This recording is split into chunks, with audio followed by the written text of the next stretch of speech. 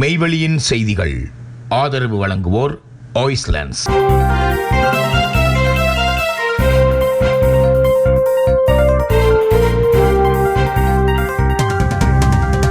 வணக்கம். மெய்வெளியின் செய்திகள் வாசித்தளிப்பவர் சிவா பரிமேலழகர். முதலில் இலங்கை செய்திகள். வடகிழக்கில் உணர்வு பூர்வமாக மாவீரர் தினம் அனுஷ்டிப்பு. கடும் மழையின் மத்தியிலும் அஞ்சலிக்காக திரண்ட மக்கள் கூட்டம். வடக்கு கிழக்கில் சீரற்ற காலநிலைக்கு மத்தியிலும் இன்றைய தினம் இறந்த மாவீரர்களுக்கு அஞ்சலி செலுத்துவதற்காக பெருந்திரளான மக்கள் ஒன்று திரண்டனர். வடக்கு கிழக்கின் 8 மாவட்டங்களிலும் விடுதலைக்கான பயணத்தில் உயிர் தியாகம் செய்த மாவீரர்களுக்கு உணர்வு பூர்வமாக வணக்கம் செலுத்தப்பட்டது. இன்று மாலை 6:05 மணியளவில் மணி ஒலி எழுப்பலுடன் தொடங்கி 1 நிமிட மௌன வணக்கத்தை அடுத்து 6:07 மணியளவில் பொதுச்சுடர் ஏற்றப்பட்டு மாவீரர் தினம் அனுஷ்டிக்கப்பட்டது. இந்நிலையில் யாழ் மாவட்டத்தில் தீவகம் சாட்டி, கோப்பாய், கொடிகாமம், உடுத்துறை ஆகிய மாவீரர் துயிலும் இல்லங்களிலும், வல்வடித்துறை திருவில் திடல், நல்லூர் தியாக தீபம் திலீபனின் நினைவிடம் மற்றும் யாழ் பல்கலைக்கழகம் ஆகியவற்றிலும் வணக்க நிகழ்வுகள் இடம்பெற்றன. அதே போன்று கிளிநொச்சி மாவட்டத்திலும் கனகபுரம், விஸ்வமடு, முழங்காவில் ஆகிய மாவீரர் துயிலும் இல்லங்களிலும், மன்னார் மாவட்டத்தில் ஆட்காட்டி வெளி, பண்டிவிரிச்சான் ஆகிய மாவீரர் துயிலும் இல்லங்களிலும் வணக்க நிகழ்வுகள் இடம்பெற்றன. முல்லைத்தீவு மாவட்டத்தில் முள்ளியவளை, அளம்பில், ஆலங்குளம், வன்னிவிளாங்குளம், தேராவில் உள்ளிட்ட மாவீரர் துயிலும் இல்லங்களிலும், வவுனியாவில் ஈச்சங்குளம் மாவீரர் துயிலும் இல்லத்திலும் கடும் காலநிலைக்கு மத்தியிலும் உணர்வெழுச்சியோடு மக்கள் அஞ்சலி செலுத்தினர். வவுனியா மாவட்ட பிரஜைகள் குழுவின் ஒருங்கமைப்பில் வவுனியா நகரசபை உள்ளக மண்டபத்திலும் வணக்க நிகழ்வுகள் முன்னெடுக்கப்பட்டன. இதேவேளை கிழக்கு மாகாணத்தில் மட்டக்களப்பு மாவட்டத்தில் மாவடி, முன்மாரி, தரவை, வாகரை, கண்டலடி ஆகிய மாவீரர் துயிலும் இல்லங்களிலும், தாண்டியடி சந்தியில் அமைக்கப்பட்டுள்ள பிரத்யேக பகுதியிலும் வணக்க நிகழ்வுகள் இடம்பெற்றன. அம்பாறை மாவட்டத்தில் கஞ்சியங்குடியாறு துயிலும் இல்லத்திலும், திருகோணமலையில் ஆலங்குளம் மாவீரர் துயிலும் இல்லத்திலும் வணக்க நிகழ்வுகள் இடம்பெற்றன. தமிழர் பிரதேசங்களில் பலத்த பாதுகாப்பு தரப்பினரின் கண்காணிப்பிற்கு மத்தியிலும் சீரற்ற காலநிலைக்கு மத்தியிலும் மக்கள் மாவீரர்களுக்கு வணக்கம் செலுத்தினர். தமிழர் பிரதேசங்களில் காலநிலை சீற்றம். அனர்த்த நிலைமைகளை அறிவிக்க தமிழர்களுக்கு விசேட தொலைபேசி இலக்கம். தென்மேற்கு வங்காள விரிகுடாவில் ஏற்பட்ட ஆழமான காற்றழுத்த தாழ்வு நிலையானது திருகோணமலைக்கு தென்கிழக்கே 190 கிலோமீட்டர் தொலைவில் நேற்றிரவு 11:30 மணியளவில் நிலை கொண்டிருந்தது. வடக்கு, வடமத்திய, மத்திய, மேற்கு மற்றும் வடமேல் மாகாணங்களிலும், திருகோணமலை, மட்டக்களப்பு, கேகாலை மாவட்டங்களிலும் இடியுடன் கூடிய மழை பெய்வதாக அறிவிக்கப்பட்டுள்ளது. இடியுடன் கூடிய மழையின் போது தற்காலிகமாக பலத்த காற்று, மின்னல் தாக்கங்களினால் ஏற்படக்கூடிய பாதிப்புகளை குறைத்து கொள்ள போதுமான முன்னெச்சரிக்கை நடவடிக்கைகளை எடுக்குமாறு பொதுமக்கள் கேட்டுக்கொள்ளப்படுகிறார்கள். மட்டக்களப்பிலிருந்து திருகோணமலை ஊடாக காங்கேசந்துறை வரையான கரையோரத்திற்கு அப்பாற்பட்ட கடற்பரப்புகளில் அலைகள் அதிகரிப்பு, கொந்தளிப்பு ஏற்பட்டுள்ளதாகவும் தெரிவிக்கப்படுகின்றது. இதனால் கடற்படை மற்றும் மீனவ சமூகத்தினரும் மறு அறிவித்தல் வரை கடலுக்கு செல்ல வேண்டாம் என எச்சரிக்கப்பட்டுள்ளனர். சீரற்ற வானிலையால் ஏற்பட்டுள்ள அனர்த்த நிலைமைகள் குறித்த தகவல்களை வழங்குவதற்கு தமிழ் மக்களுக்கு 107 என்ற விசேட தொலைபேசி இலக்கம் அறிமுகப்படுத்தியுள்ளதாக பிரதி போலீஸ் மா அதிபர், போலீஸ் ஊடக பேச்சாளர், சிரேஷ்ட போலீஸ் அத்தியட்சகர் சட்டத்தரணி நிகால் தத்துவ தெரிவித்துள்ளார். இந்த இலக்கத்திற்கு அழைப்பை ஏற்படுத்துவதனூடாக உதவிகளை பெற்றுக்கொள்ள முடியும் எனவும் அவர் தெரிவித்துள்ளார். தொழில்நுட்ப தகவல்களை மாத்திரம் அடிப்படையாக கொண்டு செயற்படாமல் மக்களுக்கான உடனடி உதவிகளை வழங்க நடவடிக்கை எடுக்குமாறு அதிகாரிகளுக்கு ஜனாதிபதி உத்தரவு. தொழில்நுட்ப தகவல்களை மாத்திரம் அடிப்படையாக கொண்டு செயற்படாமல் அனர்த்தங்களுக்கு முகங்கொடுத்துள்ள பிரதேசங்களுக்கு சென்று தகவல்களை பெற்றுக்கொண்டு மக்களுக்கு அவசியமான நிவாரணங்களை உடனடியாக வழங்க நடவடிக்கை எடுக்குமாறு ஜனாதிபதி அனுரகுமார திசாநாயக்க அதிகாரிகளுக்கு அறிவுறுத்தல் விடுத்துள்ளார். அதற்காக கீழ்மட்டத்திலிருந்து வலுவான பொறிமுறை ஒன்றை ஏற்படுத்த நடவடிக்கை எடுக்குமாறும் ஜனாதிபதி வலியுறுத்தியுள்ளார். அதிகாரிகளினால் பாதிக்கப்பட்டுள்ள மக்களுக்கு உடனடி நிவாரணங்கள் வழங்குவது தொடர்பில் அரசு அதிகாரிகளுடன் இன்று ஜனாதிபதி செயலகத்தில் நடைபெற்ற கலந்துரையாடலின் போதே ஜனாதிபதி அனுரகுமார திசாநாயக்கா இதனை தெரிவித்துள்ளார். அனர்த்தங்களினால் பாதிக்கப்பட்ட மக்களை பாதுகாப்பான நிலையங்களில் தங்க வைத்து தேவையான உணவு மற்றும் மலசலக்கூட வசதிகளை நடவடிக்கை எடுக்குமாறும் ஜனாதிபதி ஆலோசனை வழங்கியுள்ளார்.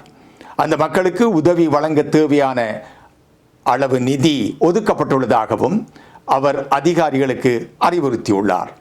அந்த மக்களுக்கு நிவாரணம் வழங்குவதற்கு தேவையான நிதி ஒதுக்கீட்டை மேற்கொள்ளுமாறும் ஜனாதிபதி அதிகாரிகளுக்கு அறிவுறுத்தல் விடுத்துள்ளார். சீரற்ற காலநிலை காரணமாக அதிக ஆபத்தான வடக்கு கிழக்கு மாகாணங்கள் தொடர்பில் அதிகம் கவனம் செலுத்துவது குறித்தும் கலந்துரையாடப்பட்டது. உயர்தர பரீட்சைக்கு தோற்றும் மாணவர்களின் மனநிலை மற்றும் நெருக்கடிகள் தொடர்பில் இதன்போது கவனம் செலுத்தப்பட்டதுடன் அவசியம் ஏற்படும் பட்சத்தில் உயர்தர பரீட்சை மேலும் காலம் தாழ்த்த நடவடிக்கை எடுக்குமாறும் கல்வி அதிகாரிகளுக்கு ஜனாதிபதி அனுரகுமார திசாநாயக்கா ஆலோசனை வழங்கியுள்ளார். தற்போது மீன்பிடிப்பதற்காக கடலுக்கு சென்றிருக்கும் மீனவர்கள் தொடர்பில் தேடி அறிந்து அவர்களை பாதுகாப்பாக கரை சேர்ப்பதற்கு அவசியமான வசதிகளை வழங்குவது குறித்தும் கவனம் செலுத்தப்பட்டுள்ளது. அனர்த்தங்களிலிருந்து பாதிக்கப்பட்டுள்ள மக்களுக்கு தரமான சேவைகள் வழங்கி பாதிக்கப்பட்ட மக்கள் தொடர்பிலான தகவல்களை பெற்றுக்கொள்ள நடவடிக்கை எடுக்குமாறும் ஜனாதிபதி அனுரகுமார திசாநாயக்கா மேலும் அறிவுறுத்தியுள்ளார். உளவு இயந்திரம் வெள்ளத்தில் மூழ்கி 6 பேர் காணாமல் போன நிலையில் 2 மாணவரின் உடல்கள் மீட்பு. அம்பாறை காரதீவு பகுதியில் நேற்று இரவு உளவு இயந்திரம் வெள்ளத்தில் மூழ்கி 6 பேர் காணாமல் போன நிலையில் காணாமல் போன மாணவர்களில் ஒருவரின் சடலம் கண்டெடுக்கப்பட்டுள்ளது. நேற்று மாலை நிந்தாவூரில் இருந்து சாமான்துறை நோக்கி சென்ற உளவு இயந்திரம் காரதீவு பஸ் நிலையத்தில் அருகே கவிழ்ந்து விபத்துக்குள்ளானது. உளவு இயந்திரத்தில் 11 மாணவர்கள் சாரதி மற்றும் உதவியாளர் பயணம் செய்துள்ளனர். இதன்போது வெள்ளத்தில் சிக்கிய 5 மாணவர்கள் அருகில் இருந்தவர்கள் மீட்டனர். இந்நிலையில் காணாமல் போன மாணவர்களில் ஒருவரின் சடலம் இன்று கண்டெடுக்கப்பட்டுள்ளதுடன் ஏனையவர்கள் தேடும் பணிகள் முன்னெடுக்கப்பட்டு வருகின்றன. வெள்ளத்தில் அடிபட்டு சென்றதில் காணாமல் போனவர்களில் மற்றொரு மாணவர் சற்று முன்னர் சடலமாக மீட்கப்பட்டுள்ளார். மத்ராசா பாடசாலை முடிந்து மாணவர்களுடன் உளவு இயந்திரம் சாரதி மற்றும் உதவியாளரும் பயணித்துக் கொண்டிருந்த தருணத்தில் உளவு இயந்திரம் வெள்ளத்தில் சிக்கியுள்ளது. இதனை அடுத்து தீவிர தேடுதல் நடவடிக்கைகள் மேற்கொள்ளப்பட்டுள்ளது. யாழ் போதனா வைத்தியசாலையில் வெள்ளம். வைத்தியசாலை பணிப்பாளர் சத்தியமூர்த்தி விடுத்த வேண்டுகோள். யாழ் மாவட்டத்தில் தொடர்ந்து பெய்து வரும் மழை காரணமாக யாழ் போதனா வைத்தியசாலையில் வெள்ளம் புகுந்துள்ளது. இந்நிலையில் போதனா வைத்தியசாலை பணிப்பாளர் தங்கமுத்து சத்தியமூர்த்தி பொதுமக்களிடம் ஒரு வேண்டுகோள் ஒன்றை விடுத்துள்ளார். வெள்ளப்பெருக்கின் காரணமாக வைத்தியசாலையின் சில விடுதி பகுதிகளில் நீர் புகுந்துள்ளது. மேலும் பல ஊழியர்களின் வீடுகளும் வெள்ளத்தில் மூழ்கியுள்ளதால் அவர்கள் வேலைக்கு வர முடியாத நிலை ஏற்பட்டுள்ளது. தொடர்ந்து மழை பெய்து கொண்டிருப்பதால் சாதாரண வைத்திய சேவைகளை வழங்குவதில் சிக்கல்கள் இருக்கக்கூடும். எனவே பொதுமக்கள் கிளினிக் போன்ற சாதாரண சிகிச்சைகளுக்காக வருகை தராமல் வெள்ளப்பெருக்கு குறைந்த பிறகு அவற்றுக்கான மருந்துகளை பெற்றுக்கொள்ளலாம் என்பதையும் அத்தியாவசிய சிகிச்சைகளுக்காக மட்டுமே வருகை தருமாறும் கேட்டுக்கொள்கின்றோம் என அறிவித்தல் விடுத்துள்ளார். தமது பிள்ளைகளை மீட்டு தருமாறு ஆளுநரிடம் உறவுகள் கோரிக்கை. வடக்கு மாகாணத்தைச் சேர்ந்த 5 இளைஞர்களை வெளிநாடுகளுக்கு அனுப்புவதாக கூறி ரஷ்ய இராணுவத்தில் சேர்த்ததாக கூறப்படுவது தொடர்பில் அவர்களது பெற்றோரால் வடக்கு மாகாண ஆளுநர் நாவண்ணா வேதநாயகன் அவர்களிடம் செவ்வாய்க்கிழமை காலை முறைப்பாடு செய்யப்பட்டுள்ளது. தமது பிள்ளைகளை மீட்டுத் தருமாறு ஆளுநரிடம் அவர்கள் கோரிக்கை முன்வைத்தனர். யாழ்ப்பாணம் கரவட்டி முள்ளியவளையைச் சேர்ந்த இளைஞர்களின் பெற்றோரே ஆளுநர் செயலகத்தில் செவ்வாய்க்கிழமை காலை ஆளுநரை நேரில் சந்தித்து இந்த கோரிக்கையை முன்வைத்துள்ளனர். பெற்றோரது கோரிக்கையை செவிமடுத்து ஆளுநர் உடனடியாக வெளிவிவகார அமைச்சின் செயலரை தொலைபேசியில் தொடர்பு கொண்டு விடயத்தை தெரியப்படுத்தியுள்ளார். பெற்றோர்களிடம் அவர்களது விவரங்களை பெற்றுக்கொண்டதாக தெரியப்படுகின்றது. இனி செய்திகளில் இந்திய செய்திகள். சென்னை மதுராந்தகத்தில் நாம் தமிழர் கட்சியின் ஏற்பாட்டில் பேரெழுச்சியாக நடைபெற்ற மாவீரர் எழுச்சி நாள். மாவீரர்களின் ஈகத் திருநாள் ஒவ்வொரு ஆண்டும் கார்த்திகை 12 அன்று உலகெங்கும் பரவி வாழும் தமிழர்களால் உளம் நெகிழ்ந்து நினைவு கூறப்படுகின்றது. மாவீரர் நாள் என்பது அழுது புலம்பும் நாள் அல்ல. அது தமிழீழத் தாயகம் விடுதலை பெற ஆர்ப்பரித்து எழுந்த ஆயிரம் மாவீரர்களை நினைவு கூறும் புனித நாள். அத்தகைய புனித திருநாளை தமிழர்கள் பெருமளவில் வாழும் தாய் தமிழ்நாட்டில் ஒவ்வொரு ஆண்டும் நாம் தமிழர் கட்சி தொடர்ச்சியாக முன்னெடுத்து வருகின்றது. இந்த கார்த்திகை மாதத்தில் தமிழ் மக்கள் நினைவில் பொருத்தி எதிர்கால கொள்கை பாதைக்கு வழிகாட்டுகிற திருவிளக்குகளாக அவர்களை எண்ணி போற்றி வணங்குகிற பொன்னாள் என்ற வகையில் இந்த ஆண்டு மாவீரர் நாளானது செங்கல்பட்டு மாவட்டம் மதுராந்தகத்தில் நாம் தமிழர் கட்சியில் பேரெழுச்சியாக முன்னெடுக்கப்பட்டது. அதானி மீதான நிதி குற்றச்சாட்டுகள், பாஜக காங்கிரசுக்கு இடையில் வலுக்கும் வாக்குவாதம். இந்திய கோடீஸ்வரர் கௌதம் அதானி மீதான நிதி குற்றச்சாட்டுகள் தொடர்ச்சியாக அவரை கைது செய்ய வேண்டும் என்று காங்கிரஸ் வலியுறுத்தி வரும் நிலையில் இது சொராஸின் திரைக்கதை என்ற பாஜக குற்றம் சுமத்தியுள்ளது. அமெரிக்க நீதிமன்றத்தில் தாக்கல் செய்யப்பட்டுள்ள குற்றப்பத்திரிகையில் தொழிலதிபர் அதானியின் பெயர் இடம்பெறவில்லை என்று அதானி குழுமம் தெரிவித்துள்ள நிலையில் அதானி விவகாரம் தொடர்ச்சியாக காங்கிரஸ் மற்றும் பாரதிய ஜனதா கட்சிகள் இடையே நாடாளுமன்றத்துக்கு உள்ளேயும் வெளியேயும் நேற்றைய தினம் கருத்து மோதல்கள் ஏற்பட்டன. நாடாளுமன்றத்தின் பிற அலுவல்களை ஒத்திவைத்த அதானி விவகாரம் குறித்து விசாரிக்க வேண்டும் என பல எதிர்க்கட்சி தலைவர்கள் வலியுறுத்தியதோடு அடுத்து நாடாளுமன்றத்தின் இரு அவைகளும் ஒத்திவைக்கப்பட்டன. அதானி மீதான குற்றச்சாட்டுக்களை அவர் ஒருபோதும் ஏற்றுக்கொள்ள மாட்டார். அவர் கைது செய்யப்பட வேண்டும். 1000 கோடிகள் மோசடிகளுக்காக அதானி அமெரிக்காவில் குற்றம் சுமத்தப்பட்டுள்ளார். அரசு அவரை பாதுகாக்கிறது என நாடாளுமன்ற வளாகத்துக்கு வெளியே செய்தியாளர்களிடம் பேசிய மக்களவை எதிர்க்கட்சி தலைவர் ராகுல் காந்தி தெரிவித்துள்ளார். இதேவேளை ராகுல் காந்தியின் கருத்துக்கு பாஜக பதிலடி கொடுத்துள்ளது. அமெரிக்க முதலீட்டாளர் ஜார்ஜ் சொராஸின் திரைக்கதையை இங்கு அரங்கேற்ற காங்கிரஸ் முயல்கிறது என்று அவர் குற்றம் சுமத்தினார். இது காங்கிரசின் குற்றச்சாட்டு இல்லை. இந்த வழக்கு சொராஸின் நிதியுதவியால் அரங்கேற்றப்படுகிறது என்பதை அமெரிக்க நிர்வாகமும் அறிந்தே உள்ளது. இந்தியாவை நாட்டுக்கு வெளியே பொருளாதார ரீதியாக தாக்கும் ஒரு திரைக்கதையே இது.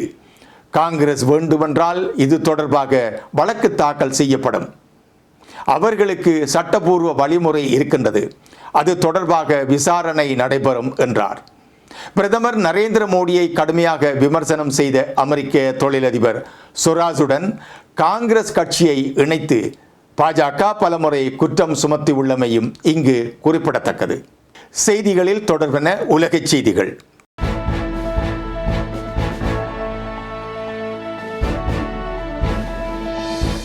இரத்தம் கசியும் அபாயகரமான நோய், பிரித்தானியர்களுக்கு விடுக்கப்பட்ட எச்சரிக்கை. உங்கள் கண்களில் இரத்தம் கசியும் அபாயகரமான நோய் குறித்து வெளிநாட்டிற்கு செல்லும் பிரித்தானியர்களுக்கு புதிய சுகாதார எச்சரிக்கை விடுக்கப்பட்டுள்ளது.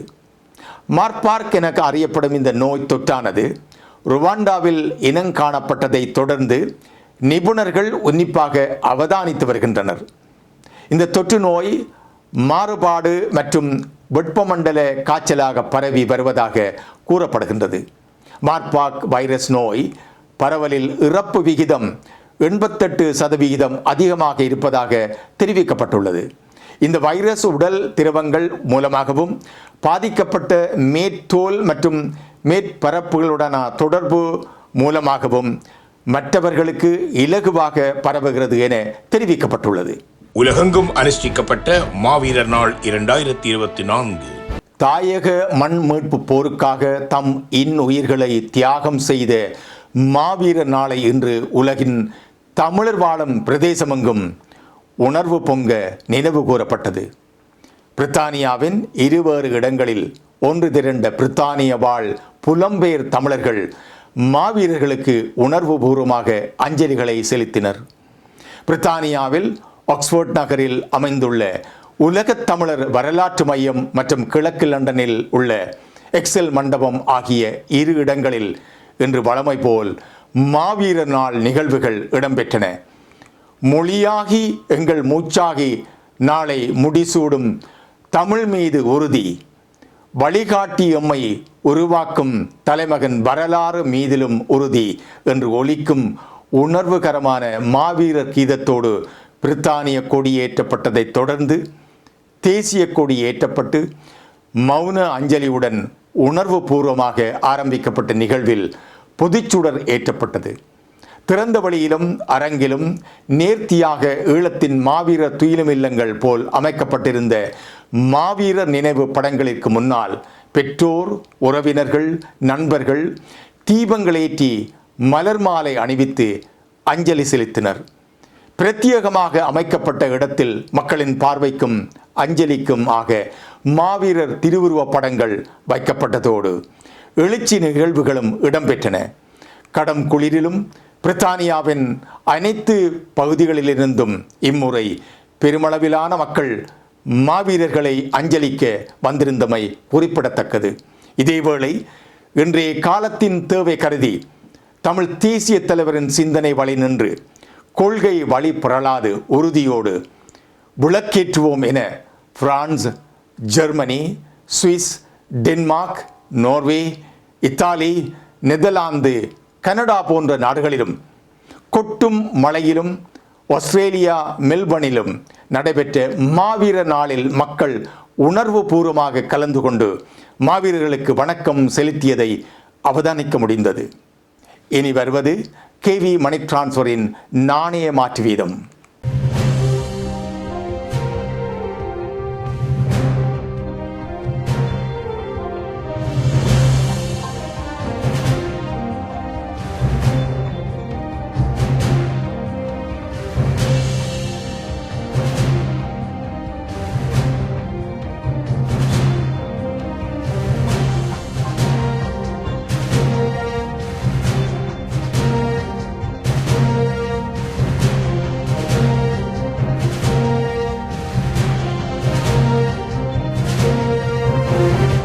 இத்துடன் மெய்வழியின் செய்திகள் நிறைவு பெற்றன.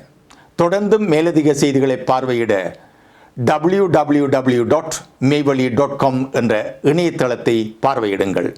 மேலும் மெய்வழி ஆப்பையும் பதிவிறக்கம் செய்து கொள்ளுங்கள். வணக்கம்.